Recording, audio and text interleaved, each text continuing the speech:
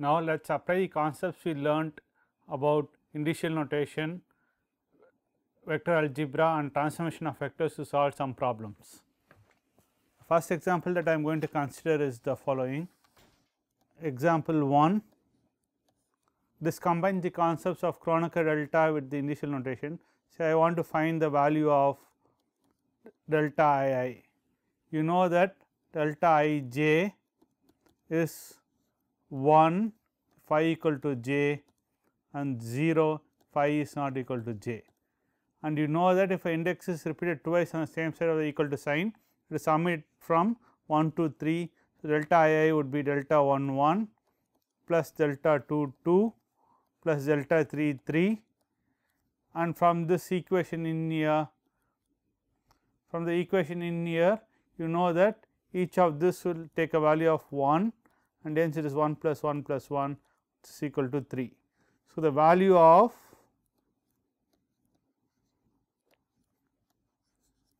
delta I is 3. Okay.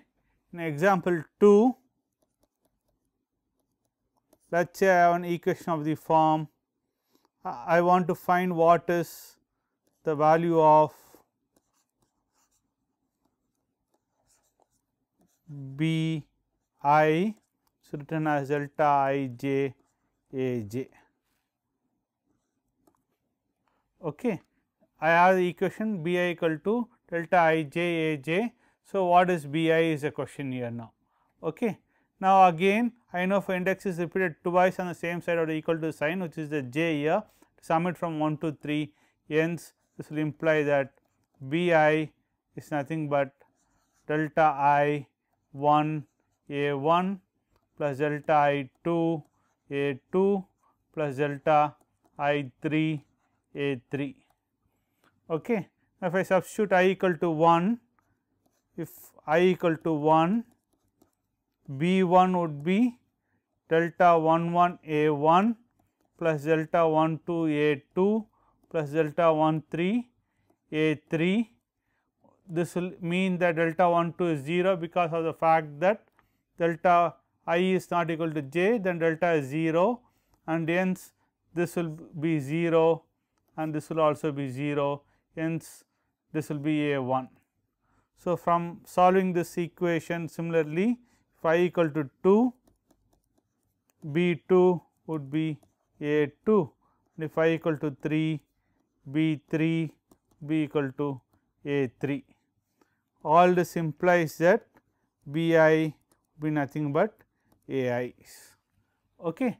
This is the second example that we have seen, where we use both the concept of Kronecker delta and the initial notation, that if an index repeats itself twice on the same side of the equal to sign, sum from 1 to 3. Okay. Moving on to the example 3,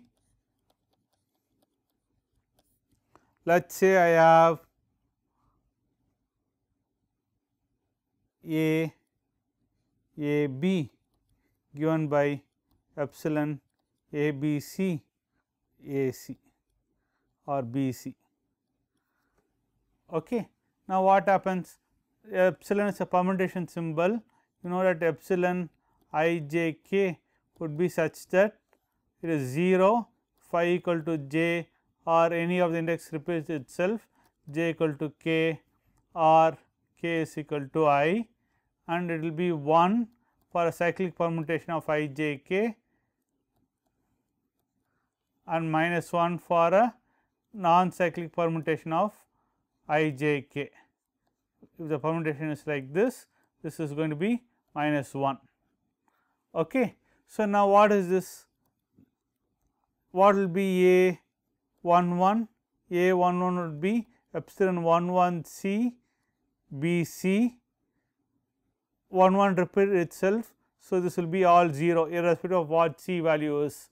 Okay. Similarly, A 1 2 would be epsilon 1 2 C B C, C is a repeated index. So, I have to sum 1 2 3. So, it will be 1 2 1 B 1 plus epsilon 1 2 2 B 2 plus epsilon 1 2 3 B 3. Here again 1 is repeated here again 2 is repeated. So, both of these are going to be 0 and 1 2 3 is a cyclic permutation. So, this is going to be B 3. Okay. Similarly, A 1 3 is going to be epsilon 1 3 1 B 1 plus epsilon 1 3 2 B 2 plus epsilon 1 3 3 B 3. Since 1 is repeated here, this is going to be 0, 3 is repeated here, this is 0, 1 3 2 1, 5 is 1, 5 is 1, 2 and 3, it goes like this 1 3 2, right. So, this is a anticlockwise permutation. So, this will take a value of minus 1 and then this is minus B 2. Okay. Similarly, I can show that A 2 1 is going to be minus B 3, since this will be nothing but A 2 1 1 B 1 plus epsilon 2 1 2 B 2 plus epsilon 2 1 3 B 3. Okay. These two are 0 again, because an index repeats itself. Here 2 1 3 is again going in this fashion. Here again 2 1 3 is going in this fashion. It is in the anticlockwise permutation and hence it is minus 1, hence this will be minus B 3. Okay. Similarly, A 2 2, just like A 1 1, it repeats itself twice, C B C, this is going to be 0, A 2 3 is going to be epsilon 1 2 3 1 B 1 plus epsilon 2 3 2 B 2 plus epsilon 2 3 3 B 3. 2 3 1 is again 2 3 1 is again have this. If I is 1, j is 2 and k is 3, 2 3 1 is in a cyclic permutation, 2 3 1 is in a cyclic permutation, 2 3 1 is in a cyclic permutation and hence this will be nothing but B 1. Okay. So, similarly, I can find the remaining components of A B, namely A 3 1, A 3 2 and A 3 3.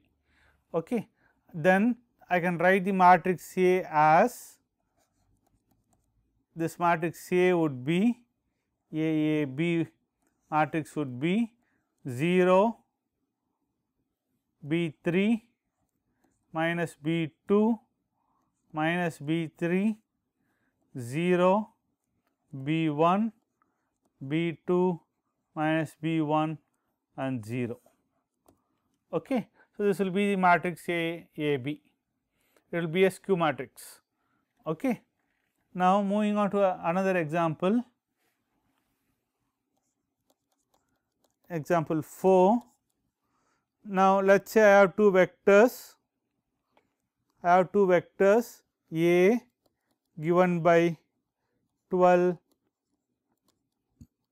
Ex plus 4 Ey plus 3 Ez and vector B given by 5 Ex plus 6 Ey plus Ez. Now, I am interested in finding A dotted with B, the dot product of A and B. How do you find this?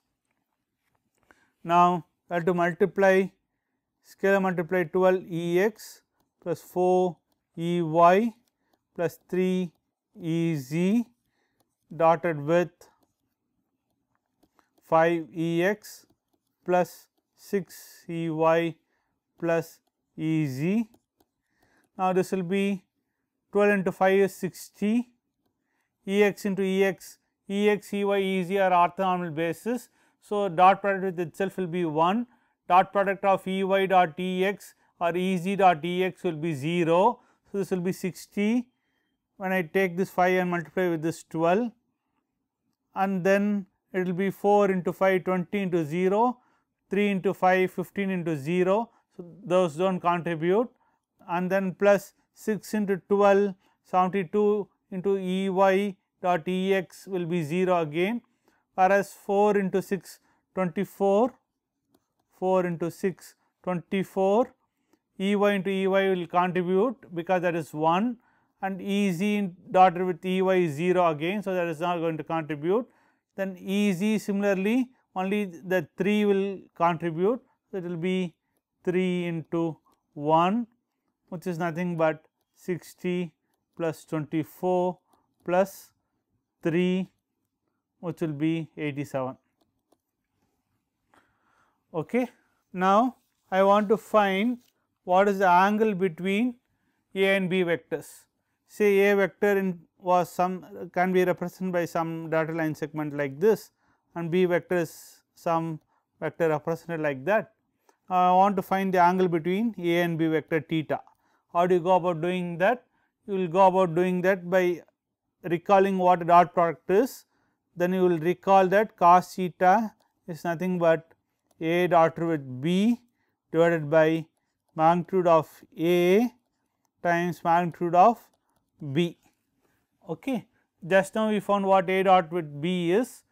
Now, we have to find the magnitude of A. Magnitude of A is going to be A dotted with A itself, and take a square root of that. Okay. From the same principle that what we follow for A dotted with B, A dotted with A would be square root of 12 multiplied by 12 itself, because other components are going to be 0, plus 4 multiplied by 4 itself, plus 3 multiplied by 3 itself. So, this will be root of 144 plus 16 plus 9, which will be root of 169, that is nothing but 13.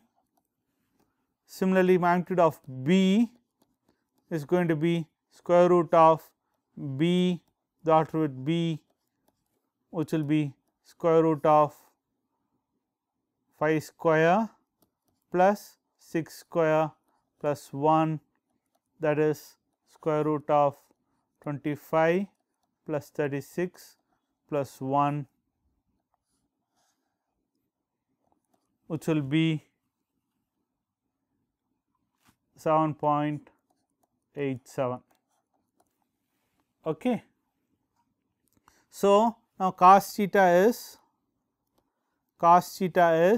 A dot with B is 87 divided by 13 is magnitude of A, magnitude of B is into 7.87. Okay. So, if I do this, this will imply that theta is 31.8 degrees. Okay.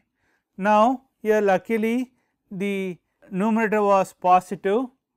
So, there was no confusion on how to resolve the theta.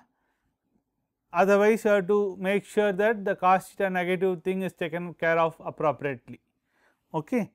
The sign matters, otherwise the theta will lie between 0 to 90 or 90 to 180. Okay. So, depending upon the sign of the numerator. Okay.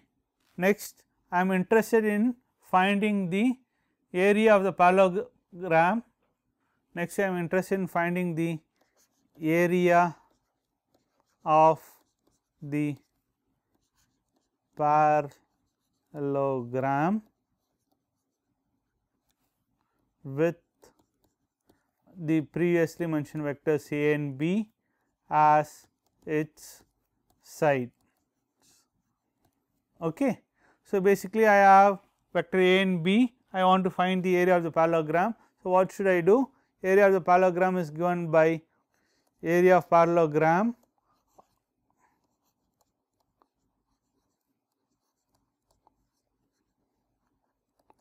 given by the magnitude of A cross B vector. Okay. You know that A was 12 E x plus 4 E y plus 3 E z, cross product with 5 E x plus 6 E y plus E z, and I will take the magnitude of this resulting vector. Okay.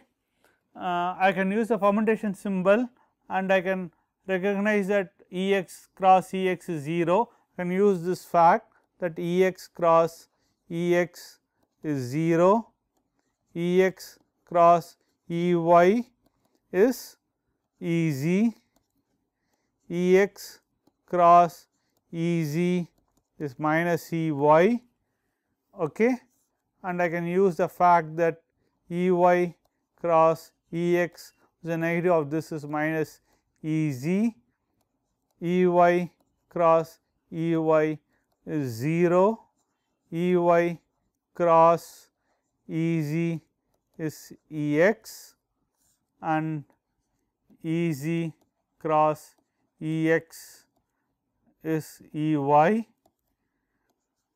E z cross E y is minus E x, and E z cross E z is 0. I can use these facts to resolve this cross product, but there is another way of doing this which you would have learned even in high school, wherein you write E x, E y, E z and take a determinant of this matrix, right. That is okay because it yields the same result. So, this will be E x into 4 minus 3 into 6 minus E y into 1 into 12 minus 3 into 5 plus E z into 12 into 6 minus 4 into 5, right. Okay. So, this will be minus 18 plus 4 would be minus 14 E x plus 12 minus 15 is minus 3, minus becomes plus 3 E y, and then I have 72 minus 20. So, that will be 52 E z. Okay. This is the area, oriented area of the parallelogram with sides A and B as its sides. Okay. So, now what will be the magnitude of this? Magnitude of this is going to be square root of 14 squared plus 3 squared plus 52 squared, which will evaluate to be 53.93. Okay. This is how you find the area of the parallelogram. Next example that I want to do is example 6.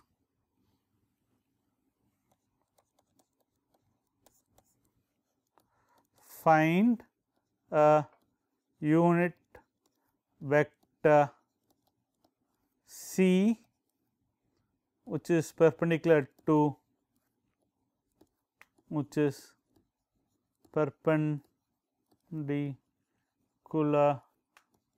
to A and B. You know that if I take a cross product, the resulting vector would be orthogonal to the plane containing the vectors A and B, right. So, I want a unit vector of that. So, how will I get that? I will get that as A cross B divided by norm of A cross B. A cross B gives a vector which is perpendicular to A and B, and norm or magnitude of that vector makes this a unit vector. Okay. So, we saw in the previous example that A cross B is given by that expression. So, this will be nothing but minus 14 E x plus 3 E y plus 52 E z divided by 53.93, which will be minus 0.26 E x plus 0.05 E y plus 0.95 E z. Okay.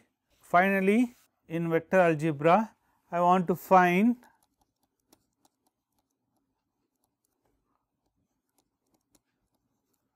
the volume of the parallelepiped with sides A, B, C, what we found here as C. Okay. So, that is I have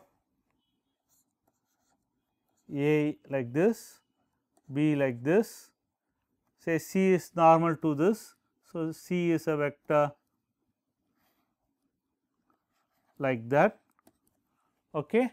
So, I am interested in finding the volume of the parallelepiped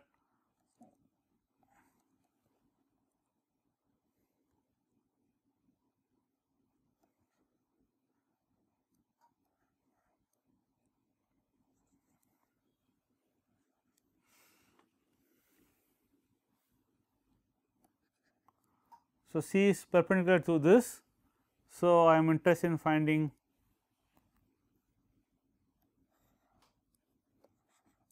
this is C, wherein I will have projections coming out like that.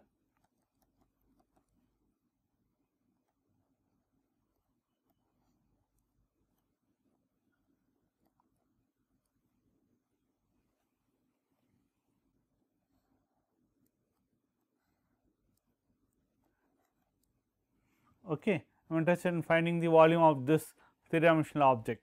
Okay. So, how do I go about finding that? Volume is given by the box product of A, B, C, which is nothing but A cross B dotted with C. Okay. So, this I can write it in a matrix form as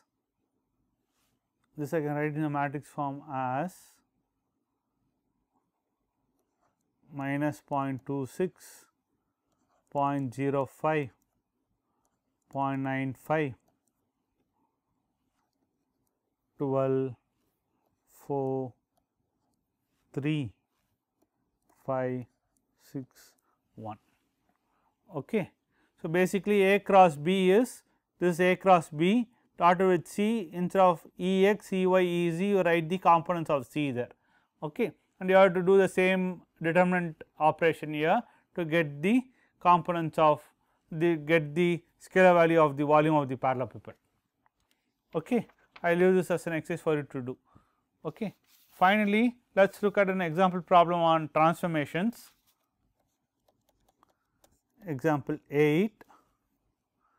Say I have transformed, say you have a coordinate system E x, E y, and this coordinate system was rotated to E x tilde and E y tilde such that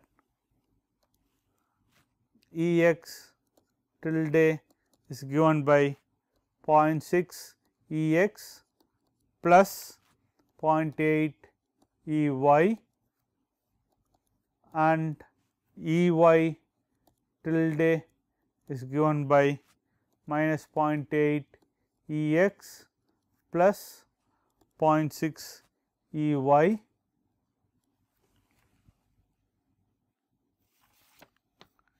y and E z tilde remains as E z.